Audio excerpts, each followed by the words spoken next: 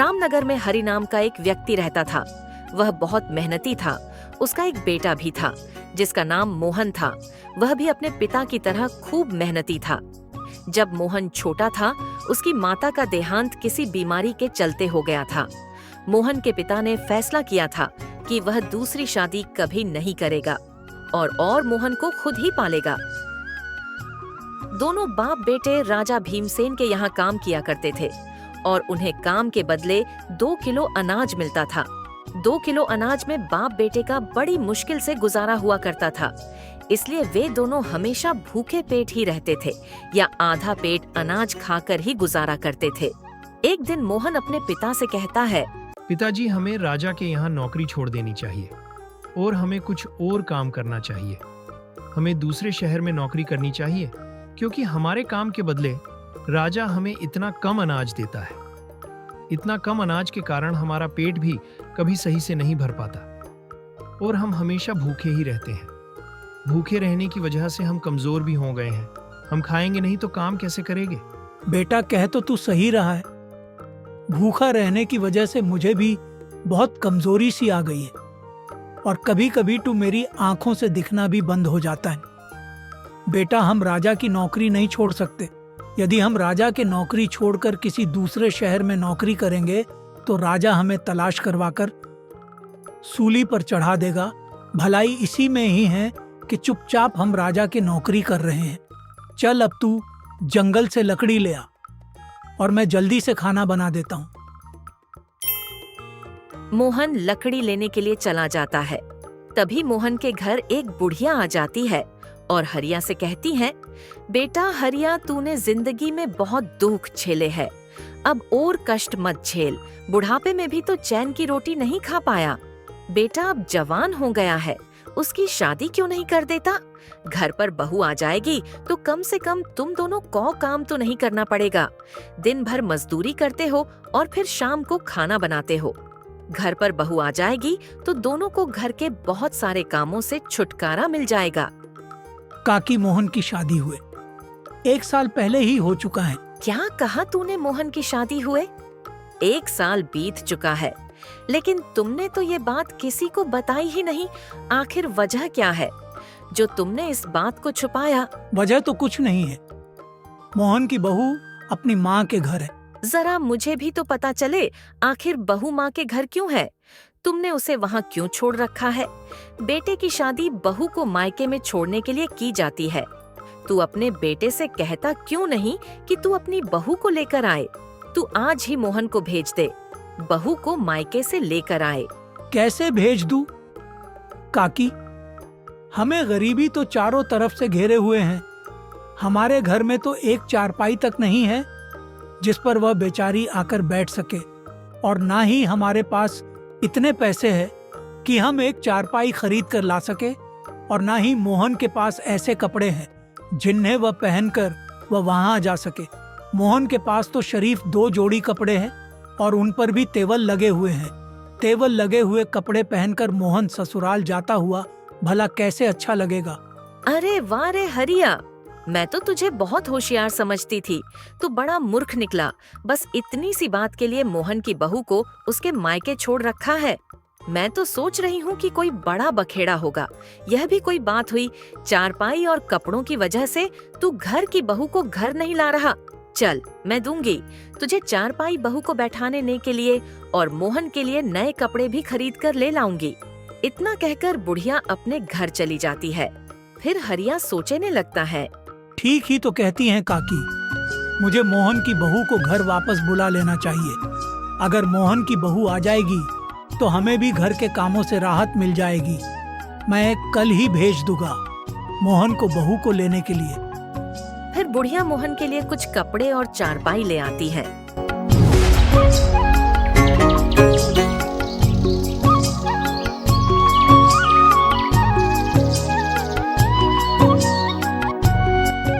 मोहन चारपाई देखकर अपने पिता से कहता है, पिताजी, आप ये चारपाई कहाँ से लाए हो? बेटा, ये मुझे शांति काकी ने दी है और उन्होंने तुम्हें नए कपड़े भी दिए हैं। पिताजी, शांति काकी ने आपको नए कपड़े और चारपाई क्यों दी है? बेटा, शांति काकी ने ये चारपाई तेरी बहू के लिए और नए कपड़े तेरे लिए दिए हैं। बेटा, मैं कहता हूँ तू इन कपड़ों को पहनकर अपनी ससुराल चला जा और अपनी बहू को ले आ। लेकिन पिताजी, हम अपना पेट ही बड़ी मुश्किल से भर पाते हैं। ऐसे में हम नैना को क्या खिला पाएंगे? वह हमारे घर का ऐसा हाल देखेगी तो क्या सोचेगी? हाँ बेटा, मैं सब जानता हूँ। आखिर बहू को जिंदगी भर मायके में भी तो नहीं छोड़ सकता। आखिर कभी न कभी तो उसको लाना ही पड़ेगा। इसलिए मैं कहता हूँ तू कल ही जाकर बहू को मायके से घर ले आ। ठीक है पिताजी, जैसी आपकी मर्जी। मैं कल ही जाकर नैना को मायके से घर ले आऊंगा। अगले ही दिन मोहन बुढ़िया के दिए हुए कपड़े पहनकर नैना को लेने अपने ससुराल चला जाता है। मोहन की खूब खतरदारी होती है। मोहन 1 हफ्ते तक अपने ससुराल में ही रुकता है। उसके बाद वह अपनी पत्नी नैना को लेकर अपने घर चल देता है और रास्ते में सोचने लगता है कि अभी तो हमारा घर बहुत गंदगी से भरा हुआ है। नैना देखेगी तो वह हमारे बारे में क्या सोचेगी? मैं नैना को शांति काकी के घर छोड़ आता हूँ। उसके बाद मैं घर की सफाई कर लूंगा। मोहन अपनी पत्नी को बुढ़िया के घर छोड़कर अपने घर चला जाता है। जब हरि ने मोहन को अकेला आता देखा तो मोहन से पूछा, बेटा, तू अकेला ही आ रहा है? तेरी पत्नी कहाँ है? तू उसे क्यों नहीं लाया बेटा? पिताजी, मैं नैना को ले आया हूँ, लेकिन मैं उसे शांति काकी के घर छोड़ आया हूँ क्योंकि हमारा घर अभी बहुत गंदा है और सामान भी इधर का उधर बिखरा पड़ा है। नैना ये सब देखेगी तो शायद उसको ये सब अच्छा ना लगे। जब मैं घर की साफ सफाई कर लूंगा तो नैना को अपने घर ले आऊंगा। साफ सफाई तो होती रहेगी। पहले तू महाराज के पास चल, वे 3 दिन से तुमको रोज बुला रहे हैं। मैं उनसे रोज कोई ना कोई बहाना कर देता हूँ। तुझे ससुराल में इतने दिन नहीं रुकना चाहिए था। पता नहीं महाराज तुम्हें क्यों ढूंढ रहे हैं। मोहन बिना साफ सफाई किए राजा की ओर चल दिया। उधर बुढ़िया ने बहू की खूब खतीर धरी की और फिर बहू से बोली, बेटी, तुम बहुत समझदार हो। भगवान तुम्हें हमेशा खुश रखे। आओ बेटी, तुम्हें तुम्हारे घर छोड़ दो। बुढ़िया की बात सुनकर उसे बहुत आश्चर्य हुआ कि यह घर हमारा नहीं है। उसने बुढ़िया से हिचकिचते हुए पूछा, माँ जी, ये घर हमारा नहीं है तो फिर हमारा घर कौन सा है? बेटी, मोहन राजा के यहाँ काम करने गया है, इसलिए तुझे मेरे यहाँ छोड़ गया था। तू अभी नई नवेली दुल्हन है, घर में भला कैसे रहती? अब तो वह काम करके आने ही वाला होगा। उसके आने से पहले चल, मैं तुझे तेरे घर छोड़ देती हूँ। फिर बुढ़िया ने नैना को मोहन के घर छोड़ दी। फिर बुढ़िया नैना को उसके घर छोड़ आती है। नैनो को मोहन का घर देखकर बहुत आश्चर्य हुआ। पूरा घर गंदा पड़ा हुआ था। ऐसा लग रहा था कि सालों से घर में झाड़ू न लगी हो। घर का सारा सामान इधर उधर भी खड़ा पड़ा था। एक कोने में 2-3 जोड़ी कपड़े रखे हुए थे।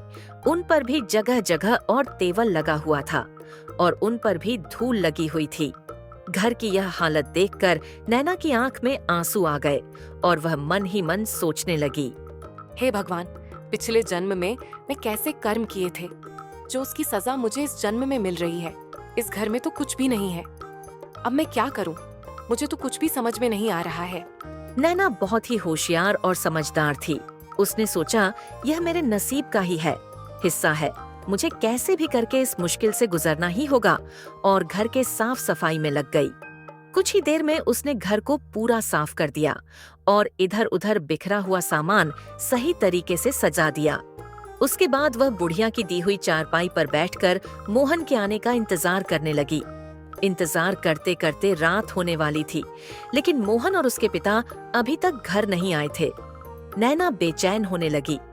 इतना बड़ा घर और इतने बड़े घर में वह अकेली, उसका दिल घबराने लगा कि कहीं कोई चोर उचक्का का उसके घर में न घुस जाए। उसके दिमाग में तरह तरह के ख्याल आने लगते हैं। उतने में ही मोहन और उसके पिता हाथ में अनाज का थैला लिए घर आ जाते हैं। घर उन्होंने देखा कि उनके घर का तो नक्शा ही बदल गया था। जो घर हमेशा कूड़े का ढेर बना रहता था, आज वह हीरे की तरह चमक रहा था। ये देखकर दोनों बाप बेटे बहुत खुश हो जाते हैं। मोहन ने 2 किलो अनाज जो उन्हें राजा देता था अपनी पत्नी को दे दिया और फिर बोला, इसे पका लो, इतना अनाज तो 3 लोगों के लिए बहुत कम है। आपको अनाज थोड़ा ज्यादा लेना चाहिए था।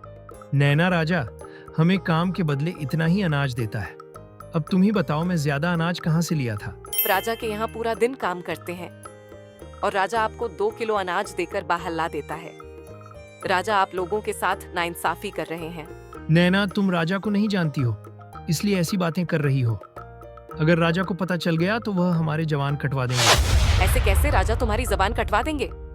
तुमने कोई गलत काम तो नहीं किया, तुमने किसी को लूट तो नहीं है और ना ही झूठ बोल रहे हो, सिर्फ अपना हक ही तो मांग रहे हो।